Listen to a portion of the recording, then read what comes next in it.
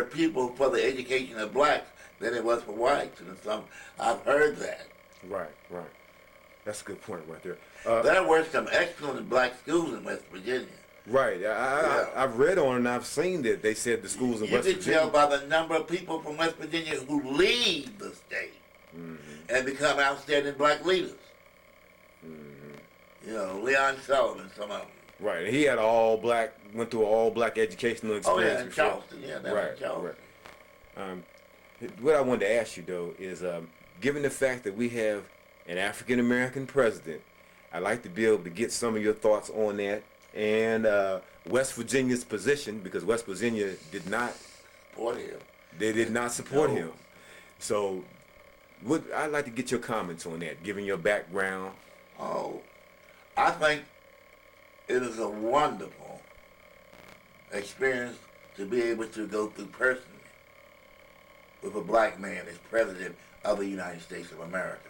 Because when I was born in the 40s, I never conceived in any way that in my lifetime a black man would be elected president. With the advent of Obama become president of the United States, I think it was a significant achievement, but it was not the solution to racism. I think Obama, for the short time that he's been in now, is doing an excellent job. Right. But while some of white America voted for Obama, I don't believe that they were ready for the independence and intelligence that he's exhibited. I think white radicals assume that, as a lot of times they do, other liberals, I won't even call them radicals, because I find very few radicals of any color in the United States, true radicals. I think in some cases white liberals figure that they are going to be able to think for black people. And I noticed that as Obama, sometimes because of his rationale in dealing with the problems of America, given the new type of intelligence he's given from the various groups and the types of people around him, he changes some of the things that he originally thought, but he had no way of knowing the dire situation he was getting into. Because as president, you're given lots of information that you're not privy to as a citizen. And when he makes some of his decisions, some of the liberals, so-called, and I quote liberals, get angry because they don't know what he knows now. And I think he's doing a good job of trying to straighten all of the mess that he inherited out. Because Obama, as president of the United States, reminds me exactly of black mayors in the cities that began to occur in the late 60s and early 70s. That's right. I agree with you 100% on that. A black man is always given, I don't want to make an analogy, but it's like the black janitor sweeping out the white folks' mess. Right, and that's what they do. They call us on when they can't figure out how to do it themselves. That's right. That's right. And if a black man is not wise, he will end up being a scapegoat. That's right. That's right. You know, so many things happened with the election of Obama. For instance, Hillary Clinton, who I admire to a great extent, was running against Obama. Some of the things that she said in order to try to win were ridiculous, I thought. Her and Bill. Oh yeah. You know, don't forget Bill Clinton is from Arkansas, and I ain't gonna put from Arkansas, but it is not known as a hotbed of liberality. Right. So don't forget the Arkansas 9, wasn't it? You talking about Little Rock? Yeah, Little Rock's in Arkansas. Little Rock. Don't forget them. You know how they were treated. Now, but I figured that although Hillary Clinton treated him awful, he selected her as Secretary of State. Right, right, and that Now, if you think about him doing that, that's a strategy that tells me that they all had the same people already working in both in their camps, meaning that they're all part of the Democratic Party. Their parties was falling off. The Democrats and the Republicans were falling off, and the election of Obama allows Americanism an opportunity to live on and be presented to a younger generation, because they was being held as the great Satan all over the planet. Oh yeah, and now a lot of that winning of Obama was help from young white people. Right, right. Who don't necessarily have the same type of disposition that their parents Young and grandparents people have. never have the same position as their parents. Right. Because always part of the process of growing up is to rebel against what your parents teach and believe. So in their rebellion, they adopt into black youth culture. Right, and then sometimes I wonder, although that rebellion of young white students had a great deal to do with Obama winning, when their children come along, will there be a backlash? Right, right. See, I think often we lose as much as we gain.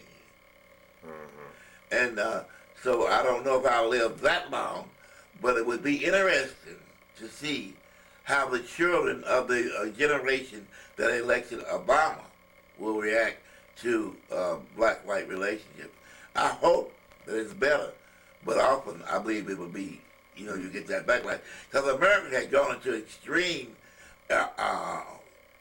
arena of conservatism with the election of Bush. Right. Who to me was, for my generation, I felt he was ridiculous. Right. But yet he served 2 terms. And he put black people on the highest level that they. Now we knew when he did that what he was doing, but that's colonialism right there. Well, they can call it what they want. When you do it, you do it. Mm-hmm. Abraham Lincoln, they said, didn't really want to free the slaves, but he did. Mm-hmm. He signed the paper. So in form, but not in substance. Well, I know we just talking about the Emancipation Proclamation, but it did say in any state wherein the people were in a rebellion against the government of the United States, from that day forward that he signed the Emancipation Proclamation, they were free. And as the Union Army advanced south, lots of black people were freed, technically. Right. Now, here in the state of West Virginia, blacks in the state of West Virginia were not freed until the state constitution. Oh, Maryland, a lot of states. It didn't affect slavery. If you were in a state that was pro-union, right. Well, slavery still existed here. Right. And it took people like Harriet Tubman to bring it. That was places too. Mm-hmm. Those blacks who were among the Indian tribes, some of the Indian tribes had slaves too. Right. And the Emancipation Proclamation didn't free them. None of the 13th, 14th, and 15th Amendment, because they were considered as a separate group. So slaves that were held by the Indian tribes, they weren't even regarded. They had no status whatsoever. No, but now one thing about it, when you read and understand through oral history about their position, they were not in the same position as the blacks that were held by whites. They were not.